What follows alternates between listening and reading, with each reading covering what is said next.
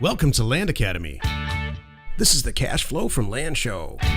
We show you how to buy real estate for half of what it's worth and sell it on the internet really fast. I'm Jack Butala. I'm Jill DeWit. We are Jack and Jill, and this is the Jack and Jill Show too. With over 15,000 completed transactions, we're the experts at acquiring property Of all kinds, not just land. for half price and flipping them for way more. All right, let's get this show started. Jack Butala with Jill DeWit. Hi. Welcome to our show. In this episode, Jill and I talk about what I learned, what Jack learned. With an arrogant, know-it-all teenager, I actually learned some stuff. Try to keep an open mind. Jill, good show today. Let's take a question posted by one of our members on successplant.com, our free online community, even though I think some of these questions come from Facebook. They do sometimes, and that's where this one came from. So now, Jim, it was great the other day. I put out a message, hey, what do you guys want to talk about? And Jim had piped in with a couple things. So we're answering some of his questions here. So this one is, what about flipping land east of the Mississippi? Jack? Oh. Yeah, so I'm going to answer this question like this. Yes. Yes, it works. It works for every property type. It works for assisted living facilities. It works for buying your next house, buying a vacation piece of property for vacation for your family, whether you want to throw a tent on it, an RV, or build a second house. It works for skyscrapers. You have to manage the product a little bit differently, but heck yes, we have many, many members using it in all different types of ways, all different ways. What ends up happening is you use the data differently. So if you want to flip land east of the Mississippi, I don't, and we do it all the time. We don't send offers out for $100 an acre like we do usually west of the Mississippi, or even less sometimes. And Jill negotiates it up or down from there depending on what happens. But in our program, we talk about purchasing vacation lots is kind of what we refer to them around the office in northern Michigan, because they just sell overnight. So we have it all plotted out. But if you take a look at the mapping function in Data to Doorstep and choose where you want to buy properties, it's more of a rifle approach than a shotgun approach. But yes, heck yes, it works. I think it was kind of interesting. I think that Jim's listened to us for a while, and he knows that we kind of target west of the Mississippi. And so I think he's wondering, is there a reason behind that, Jack, or is that just personal preference for you? We live here. I know. So I guess the answer is it's kind of personal preference, Jim. There's not like there's a hard and fast reason why we did that. That's just us. For land, it comes back to those 4 A's. We talk about it. We haven't talked about it recently, but we decide on whether or not we're going to buy property on the 4 A's. They are acreage, more is better. Access, it really needs to have some type of access, whether it's physical, legal, and hopefully both. Affordability, so cheaper is better in all cases. And attribute, which is, can I see the Grand Canyon? Does it have a mountain view? Great for tiny houses, tall pine trees, any type of attribute that you can put in the headline of the description when you go to sell it. It's got water views. Michigan's great for that, and Minnesota, states like that, because there's water involved everywhere. So it comes down to those 4 A's. Mm-hmm. Got it. So good question, Jim. Thank you. Hey, if you have a question and you want to be on the show, call 800-725-8816. Today's topic, what Jack learned from an arrogant, know-it-all teenager. So I had to move some boxes around. If you listen to the show pretty consistently, we had to move our offices because we outgrew them. That's one of the reasons anyway. And it ended up being a great thing, but I'm not, at this point in my life, for a lot of reasons, I'm not real interested in lifting boxes and desks and stuff. So I hired a family friend's son who Jill and I have watched grow up since he was a tiny little kid. And I learned through moving these boxes and helping this guy that he thinks he's knows it all about Adobe Photoshop. He's 16, by the way. Yeah, and he's a real good kid. He's a hard worker, and I actually overpaid him cash, and he's a real good kid. But he's walking around with a sense of arrogance. So Jill and I were talking about it, and I said, we should do a show on this. Mm-hmm. I personally think a healthy amount of arrogance at that age is I mean, it's a healthy thing. Jill, don't you? Mm-hmm. It is, especially for a boy. Well, any child. They need to feel really good about themselves. I like that.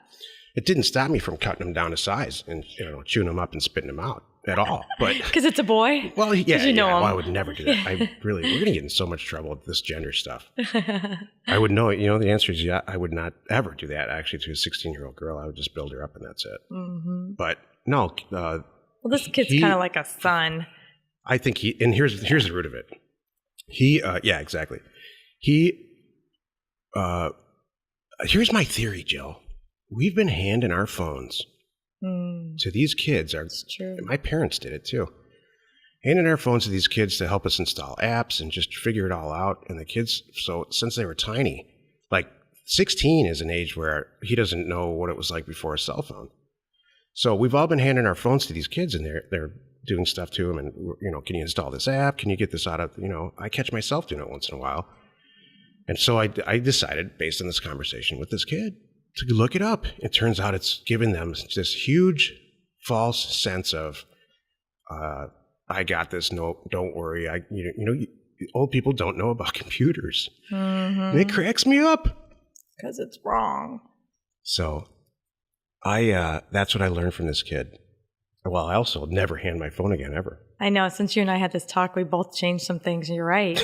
I mean, we hand things to them assuming that they know, and they think, oh, well, I'm just the pro. And you know what? They don't necessarily know. It's kind of funny. So yeah, you and I both backed off doing that. I do things on my own. I am very smart and capable of doing it. I think part of it is too, for me, a little bit of laziness that creeps in. Like, yeah, I'll just let them do it. I don't really need to spend the time on it. That's what it is, lazy. But they don't see it that way. They think, oh, I'm the expert. So it got me thinking about land and our members. And they call and they ask us questions like, I don't know how to find this land. How do I look up a GPS coordinate? What is a GPS coordinate? So there's endless tech questions that go on, and there's tech problems that we all have to solve. And it's just so much easier for me to kind of pull up a YouTube video on somebody that shows you how to do it and then just do it that way. So this kid's not wrong. The headline looks like I'm going to bash him. The show's about bashing these teenagers, and it's not at all. It didn't stop me from listening. I sat and listened to him, but he just had this smirk on his face like, yeah, you're 50, and I don't think you know how to use anything on a computer. So, but here's the truth of it. I know a hell of a lot about IT. I'm not tooting my own horn, but I really do way the hell more than this kid does. Mm-hmm. I don't think he's ever opened a computer, first of all. Do you know what I think part of it is too? I had a chat with a guy about this the other day because he has a daughter who's I think 12, and I said, "Oh, you're still in the really smart phase," and because we remember if you're a parent, this you might get this, but it's like we start off really, or even we did this to our parents too. How's that? When you're little, you start off thinking your parents are so smart. They know it all. You look up to them and they're just, impressive. Then these teen years settle in where you think, oh, yeah, I know more than they do. I'm better. I got this kind of thing. And then later on, you get a little bit older and you realize, oh, maybe they are smarter than, you know what I mean? Yeah. It comes back around. I think that's where it is too. Yeah, he's in that middle phase where nobody knows anything. I know better. We all did it.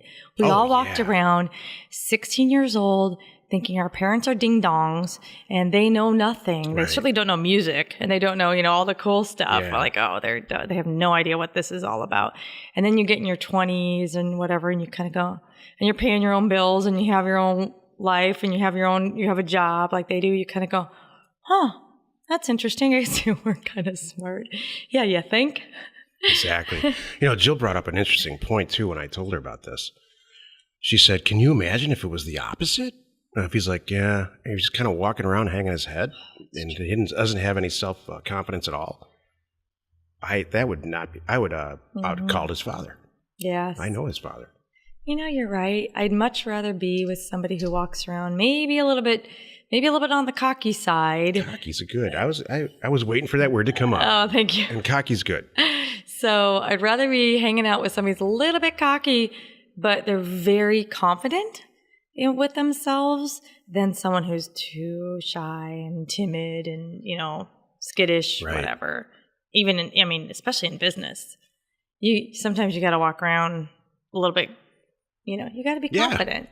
And if it's especially when you're talking to sellers, I mean, it's true. I hear our people all the time, and yet they have an attitude. I think even right from the beginning, when a seller calls you and says, you just need to say, look, I really, really want to do this deal with you, but I have 19 other deals behind me, so let's do it together and with a smile on your face. If we want to make it tough, then you can just move on to the next. I don't know if you have 19 buyers behind me, but Mm-hmm. a little bit of cockiness is not bad. Not bad. There's a podcast right there. It's okay to be. A little bit of cockiness is not bad. There is no shortage of cockiness. Oh my gosh. In the Jack and Jill show. Gee, Jack. I wonder where most of it comes from. I think it's 50-50, actually. You think? Yeah. Oh. Yeah. Okay. You're not. Maybe. I hear ya. I don't know how to politically correctly say this, but don't. Just kidding. We both stick our chests out the right amount. Mm-hmm. Maybe that's why we get in trouble sometimes. It's tough to say about a girl. What's a girl version of sticking your chest out? That's a good one. I don't know. There's a visual for you. Wow. Think of Jill sticking her chest out. Thanks a lot. I don't know what that would be. Very good. Now's the time to segment. Thank you. This is a technical 2 minutes of property investment advice from our 15-year, 15,000 plus transaction experience.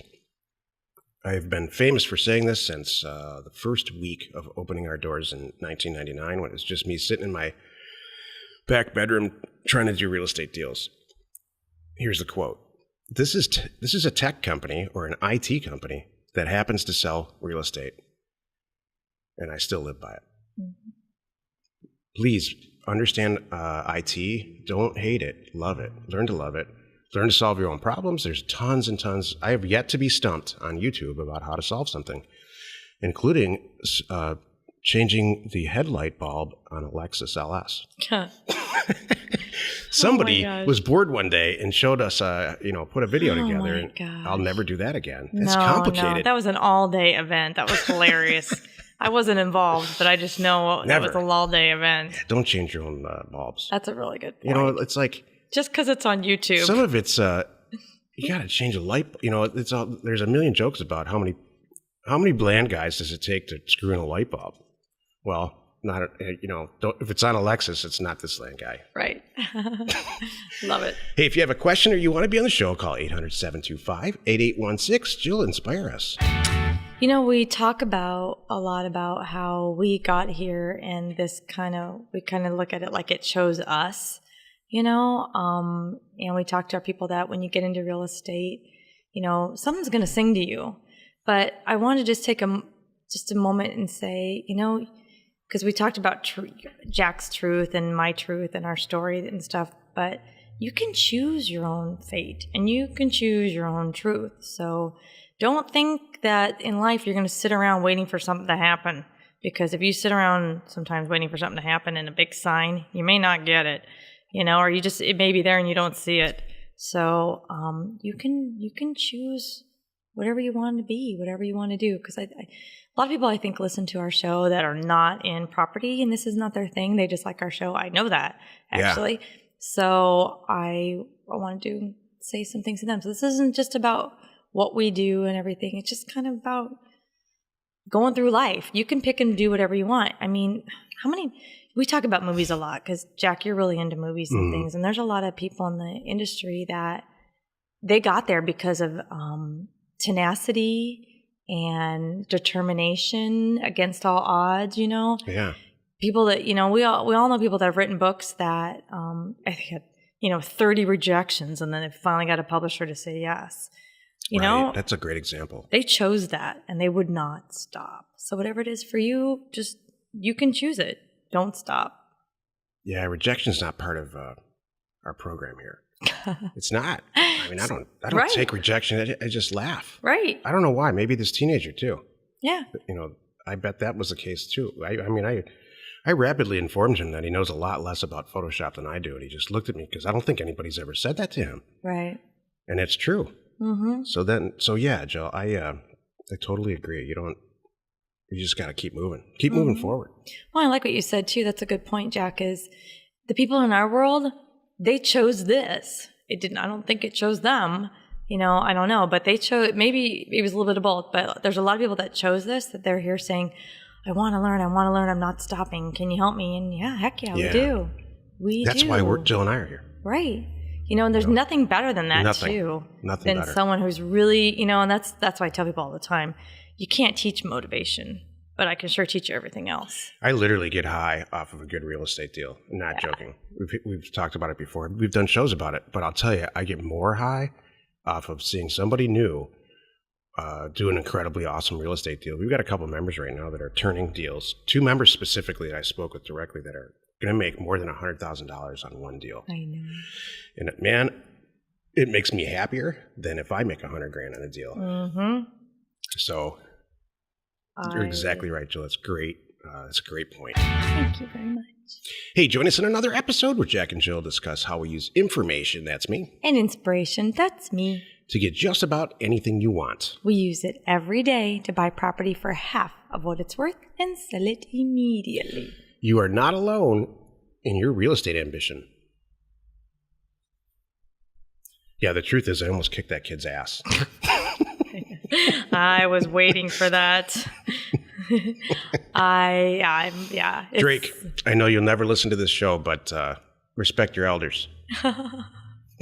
Especially the ones that are giving you money. Yeah. You should have said it. I was going to give you X, but now I'm only giving you Y. That would have been really funny. Every once in a while, Jill and I have this theory that we walk around.